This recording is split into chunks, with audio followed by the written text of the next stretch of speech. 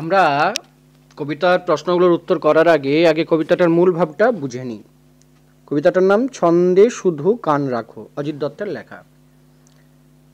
মন্দ কথায় মন দিও না, ছন্দে শুধু কান রাখো, দ্বন্দ্ব ভুলে মন না দিলে ছন্দ শোনা যায় না। অর্থাৎ আমাদেরকে যদি ছন্দ শুনতে হয় তাহলে কিন্তু ছন্দের প্রতি নজর রাখতে হবে। ছন্দ আছে ঝড় বাদলে, ছন্দ আছে জ্যোৎস্নাতে, দিন দুপুরে পাখির ডাকে, ঝিঁঝির ডাকে ঘোর রাতে। কবির কথায় ঝড় বাদলেও একটা ছন্দ আছে, জোছনার একটা ছন্দ আছে, আবার পাখির ডাকও ছন্দে, ঝিঁঝির ডাক, রাতের যে ঝিঁঝির ডাক তারও কিন্তু ছন্দ আছে। নদীর স্রোতের ছন্দ যদি মনের মাঝে শুনতে পাও, দেখবে তখন তেমন ছড়া কেউ লেখেনি আর কোথাও। কবি বলতে চেয়েছেন নদী যে স্রোতশীল নদী, নদী যে বয়ে যাচ্ছে, তার যে ছন্দ সেটা যদি তুমি বুঝতে পারো বা তার প্রতি মন দিতে পারো, তাহলে দেখবে প্রকৃতির সেটা লেখা কবিতা কিন্তু ওই নদীর স্রোতের ছন্দ।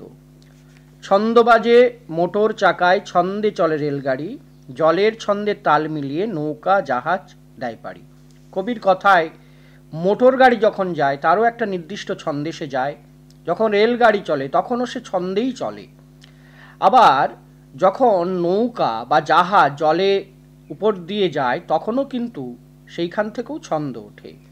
ছন্দ চলে ঘড়ির কাঁটা, ছন্দে বাঁধা রাত্রিদিন, কান পেতে যা শুনতে পাবে কিচ্ছুটি নয় ছন্দহীন। কবির কথায় যে ঘড়ির কাঁটা যখন চলে তখনও কিন্তু একটা ছন্দে চলে। এই যে রাতের পরে দিন হচ্ছে সেখানেও ছন্দ আছে।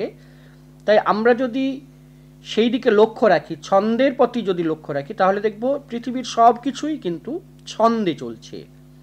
সকল ছন্দেও শুনবে যারা, কান পেতে আর মন পেতে চিনবে তারা ভুবনটাকে ছন্দ সুরের সংকেতে।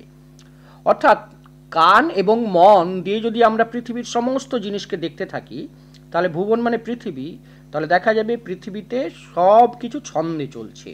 মনের মাঝে জমবে মজা, জীবন হবে পদ্যময়, কান্না দিলে ছন্দে যেন পদ্য লেখা সহজ নয়। কবি যে পদ্য লেখে, সেই কবির পদ্যের যে ছন্দ, সেই ছন্দও কিন্তু যদি প্রকৃতির ছন্দে কান না দেওয়া যায় তাহলে কিন্তু পদ্য লেখা যাবে না। এই ছিল কবিতাটির মূল ভাব।